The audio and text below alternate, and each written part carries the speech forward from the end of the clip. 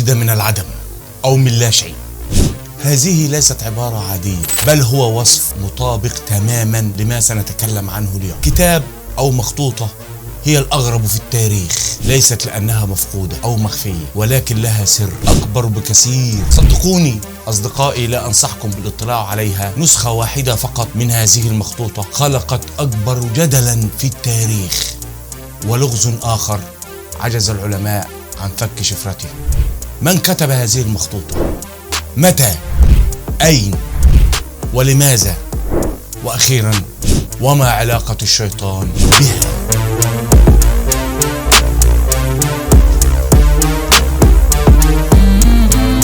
لنغوص في عالم التاريخ الغامض، مخطوطة غيغاس أو كتاب الشيطان. أصدقائي المتابعين، هذه ليست خرافة أو وهم، فنحن بفضل الله لا نبث خرافات، بل هي حقيقة مؤكدة بالأدلة والبراهين، وهذا ما سنتناوله في حلقتنا اليوم. أصدقائي المتابعين، حلقتنا اليوم حلقة سنتناول بها كتاب ليس كأي كتاب، كتاب يمكن أن يكون الوحيد من نوعه، والذي كتبه أو تدخل في كتابته مخلوق غير بشري، كتاب تبدأ غرابته من الغلاف وصولا إلى المحتوى. فالكتاب حمل أسطورة حول من كتبه وسبب كتابته برسومات غريبة ونصوص قديمة، وللعلم هذا الكتاب موجود فعلا وليس من نزل الأساطير. أين؟ هذا ما سنعرفه في حلقتنا اليوم حول كتاب الشيطان، أو كما يعرف مخطوطة غيغاس. قبل البدء في الحلقة أصدقائي، لا تنسوا أن تشتركوا في قناتي الرسمية وتفعلوا جرس التنبيه، كما أنني أشارك في شرح هذا الفيديو روابط حساباتي الشخصية على انستغرام وفيسبوك وتويتر لمن أراد متابعتي والتواصل معي لطرح أي معلومة أو تعليق. كتاب الشيطان أو مخطوطة غيغاس هو كتاب بحسب الباحثين من العصور الوسطى، أو بالأصح هو أكبر كتاب من كتب العصور الوسطى.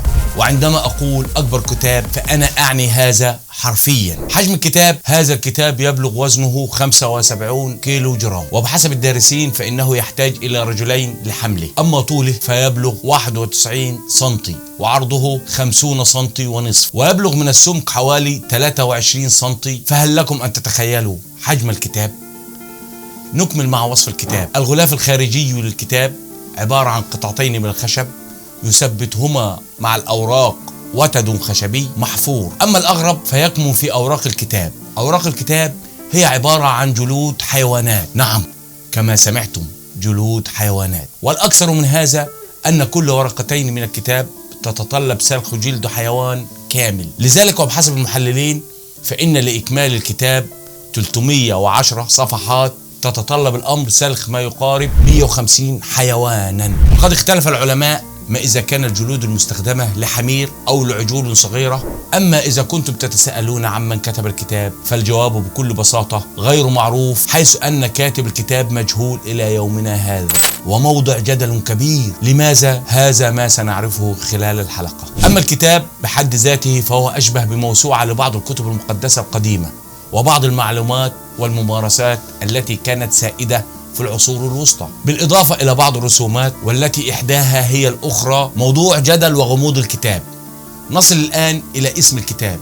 للكتاب تسميات مختلفة، فقد سميت بمخطوطة غيغاس، والتي تعني حرفيا باللغة اللاتينية الكتاب الضخم، وأعتقد أن السبب واضح مما تقدم.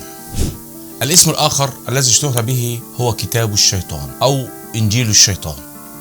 السبب لأنه يقال أن الشيطان كتبه. كيف؟ سنصل إلى هذا الجزء لاحقا في الحلقة. أما الآن فدعونا نذهب إلى التاريخ لنغوص فيه ونعرف من أين أتى هذا الكتاب وماذا كان مصيره. عمر الكتاب بحسب التحليلات التي أجريت عليه يقدر ب 800 عام، أي أنه يعود إلى القرن الثالث عشر. والواضح من الباحثين والمؤرخين أن الكتاب أنشئ على يد الرهبان في إحدى الرهبنات القديمة في بوهيميا سابقا، والمعروف حاليا بالجمهورية التشيكية. ولا تاريخ محدد لكتابة كتاب الشيطان، حيث أنه لم يجد العلماء دليلا واضحا على تاريخ الكتاب. ولكن في الصفحة الأولى من الكتاب وجد الباحثون ملاحظة تنص على أن الكتاب أهدي من الرهبنة عام 1295 إلى رهبنة أخرى في سيدليك بوهيميا، وفي نفس العام قامت رهبنة بشراء الكتاب. عاد الكتاب إلى الظهور عام 1594 عندما قام الإمبراطور الروماني رودولف الثاني، والذي كان معروفا عنه هو سهيب الأمور الغامضة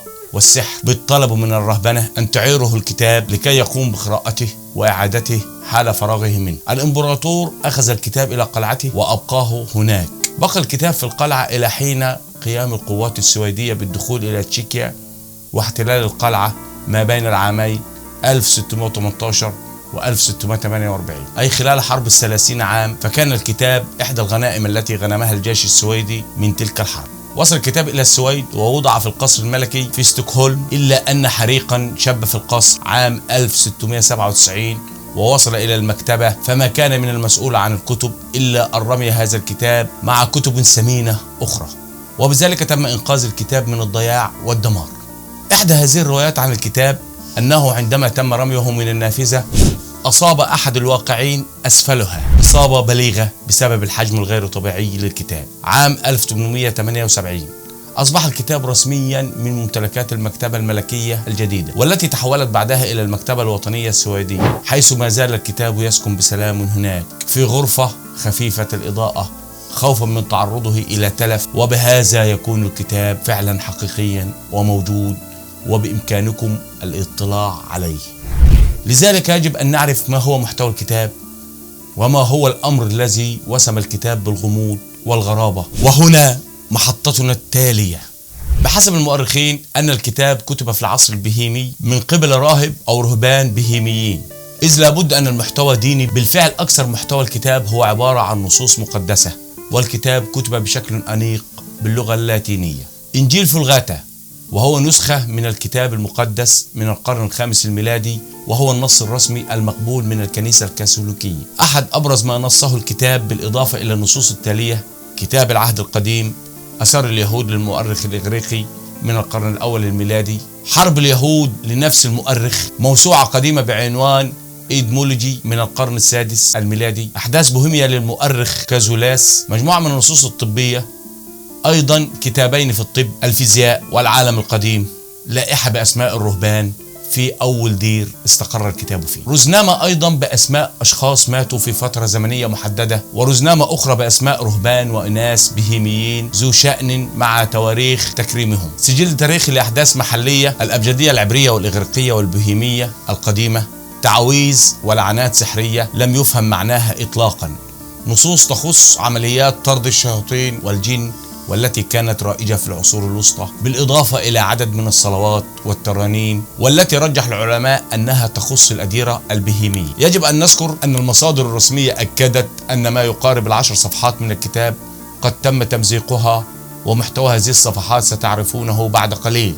لم يقف الأمر على النصوص الدينية والتاريخية، بل شمل الكتاب أيضا العديد من الرسومات التي تجسد حيوانات ونباتات وهندسيات معمارية مختلفة، كما أن الشخصيات الشيطانية وساكن الجحيم كان لها حضور بارز في الكتاب، بالإضافة إلى مظاهر السماء المختلفة. إلا أن رسمة محددة في الكتاب كانت مصدر الجدل الأول. هذه الرسمة وجدت في الصفحة 577، علما أن كل ورقة في الكتاب لها وجهين، أي صفحتين في هذه الصفحة من أعلاها إلى أسفلها، رسم ملون مفصل للشيطان بوجهه الأخضر واللسان الأحمر المشقوق، أضف إليه القرنين والأظافر الطويلة الحادة المعكوفة على يديه ورجليه. الشيطان كان يرتدي رداء ملكيا للدلالة على أنه أمير الظلام، ويجلس بين رجلين طويلين، أمر مرعب. في الكتب القديمة رسم الشيطان كان طبيعيا، إلا أن الغريب في هذا الرسم عدا عن دقته واحتلاله صفحة كاملة، وهو ما يعد أمرا مستهجنا. أما ومن غير المفهوم سبب دخول الشيطان بين النصوص الدينية، والأغرب من هذا هو النص الذي سبق صورة الشيطان. النص عبارة عن عملية كاملة لطرد أرواح شيطانية في مقابل هذه الصفحة تماما، رسم تفصيلي لمدينة الجنة بأبنية وأبراج عالية خلف الجدار باللون الأحمر. وقبل هذه الرسمة نص يدل على الإحساس بالذنب والندم وطلب المغفرة، ما حدا بالمفسرين إلى القول بأن الصورتين تمثلان النقيض بين الذنب والتوبة ومصير الذنب ومصير المؤمن. وهذا الأمر طرح سؤالا: ما الذي دفع كاتب الكتاب إلى رسم مثل هذه الأمور وكتابة هذه النصوص؟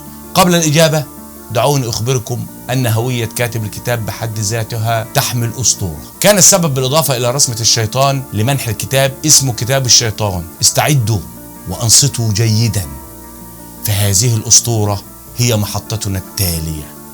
بين صفحات الكتاب القديم يرد اسم وحيد وهو هيرمان ديكنز، والذي يعني هيرمان المعزول أو المتوحش. ورود هذا الاسم خلق أسطورة أخرى للكتاب. بحسب الأسطورة فإن راهبا كسر العهود والمواثيق الرهبانية بخطايا غير مغفورة. هذه الخطايا لم تعرف ما هي إلا أن ورود عبارة الندم والخجل والذنب تعزز من انتشار الأسطورة. المهم الحكم على الراهب كان الموت صلبا على الحق. وفي محاولة أخيرة منه للنجاة بحياته قام الراهب بعقد اتفاق مع الرهبنة التي ينتمي لها. الاتفاق كان أن يكتب كتابا يشمل كل المعارف البشرية التي تم التوصل إليها في ذلك الوقت، وذلك كله بليلة واحدة. تم عزل الراهب في صومعة بغية البدء بالكتابة، إلا أنه ومع انتصاف الليل كان الراهب لم يكتب سوى صفحات تعد على أصابع اليد. وأدرك الراهب حينها أنه هالك لا محالة صبيحة اليوم الثاني. لذلك قام بالمحظور فاستدعى الشيطان مستخدما التعاويذ القديمة، وعقد صفقة معه، والصفقة اقتضت أن يبيع الراهب روحه للشيطان مقابل أن يكمر أمير الظلام كتابة الكتاب.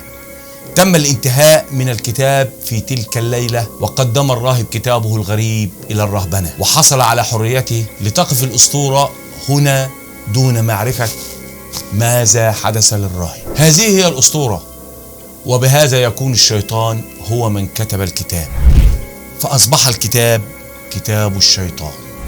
يرافق هذه الأسطورة العديد من المعتقدات الغريبة، منها أن من يحصل على الكتاب يصيبه ثراء فاحش، والمعتقد الآخر هو أن الكتاب يحمل الحظ السيء لمن يحوزه.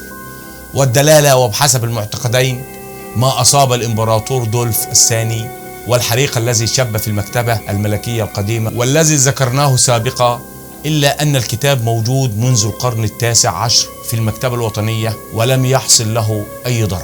إذن لا يمكن أخذ هذه المعتقدات في الاعتبار، بل أن حتى التفسيرات لهذا الكتاب لم تتناول موضوع الحظ الجيد منه والسيء، إلا أن أغرب التفسيرات التي تناولت الكتاب أكدت بشكل ما محتوى الأسطورة.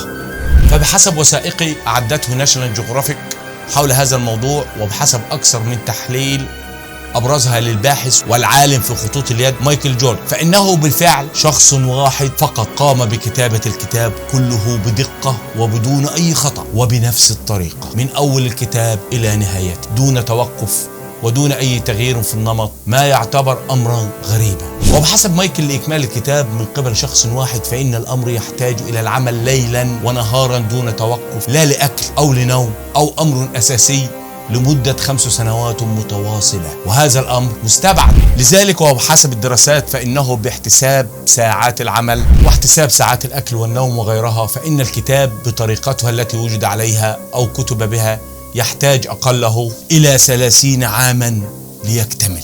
أمر مريب. وبحسب إحدى الدراسات الأخرى أنه رغم أن الخط والطريقة واحدة إلا أنه لوحظ وجود أنواع مختلفة من الحبر. لذلك يمكن أن يكون الكاتب أكثر من شخص واحد، إلا أن الرأي السائد أن شخصا واحد قام بالكتابة. فما الذي دفع راهب ما إلى هذه العزلة الطويلة لكتابة مثل هذا الكتاب؟ وكيف استطاع لوحده سلخ جلد هذه الحيوانات وتجهيز جلودها للكتاب؟ إجابة الخبراء كانت لا أحد يعلم. أمر آخر، الأوراق الممزقة رأيين لا ثالث لهما. خمنا ما إذا كانت تحتوي عليه هذه الأوراق. الرأي الأول يقول أنها صلوات وترانيم وتعاليم تخص الدير البهيمي القديم، إلا أن الرأي الثاني وهو الغريب، الأوراق الممزقة هي صلاة الشيطان وتعاويذ استحضاره، وقد مزقتها الأديرة التي توالت على الاحتفاظ بالكتاب لمنع استخدام تلك الصلوات الشيطانية. التناقض في هذا الكتاب ما بين النصوص الدينية المقدسة ورسوم الشيطان وأعوانه جعل الكتاب مصدر جدل، وبالأخص أن لا استخدام معروف للكتاب بتاتا. ففي حين يعتبره البعض كتابا مقدسا يراه البعض الآخر عمل شيطاني رغم وجود النصوص الدينية. والبعض يعتقد أن من كتب الكتاب كان يريد التكفير عن ذنب عظيم اقترفه، إلا أن الذنب والكاتب والسبب بقي مجهولين، وبقي أسطورة كتاب الشيطان قائمة ولغز بلا إجابة إلى يومنا هذا. إذن أصدقائي، هذا ما كان في جعبتنا عن مخطوطة غيغاس أو كتاب الشيطان. فقد تعرفنا على الكتاب الضخم ووصفه، وألقينا نظرة على محتواه ورسوماته الغريبة وعلى أوراقه الأغرب، وأبحرنا في تاريخه وأسطورته. وإن كان لكم رأي شاركوه في التعليقات، إلا أن كل التفسيرات لم تجب إلا على القليل من التساؤلات القائمة. من كتب الكتاب؟ هل يعتقد أن الكتاب الموجود في عالمنا الحالي هو من كتبه الشيطان بحد ذاته؟ وهل من المعقول أن يكتب مثل هذا الكتاب والذي اعتبر يوما ما أعجوبة الدنيا الثامنة في ليلة واحدة؟ وإن كان راهب قد كتبه، الدراسات والتحليل أكدت أن الكاتب واحد، فكيف استطاع الراهب كتابته لوحده؟ ولماذا كتبه؟ وما تفسير رسم الشيطان البارز في الكتاب؟ وإن صح الأمر، ما هو الذنب العظيم الذي اقترفه الكاتب؟ كل هذه الأسئلة حرفيا ما زالت دون إجابة. وهذا إن أكد على شيء فإنه يؤكد شعارنا في أغلب الحلقات في هذا العالم: ما نعلمه قطرة وما نجهله محيط. وأما حقيقة هذا الكتاب والسر الحقيقي وراءه فالله وحده يعلم، فالله أعلى وأعلم.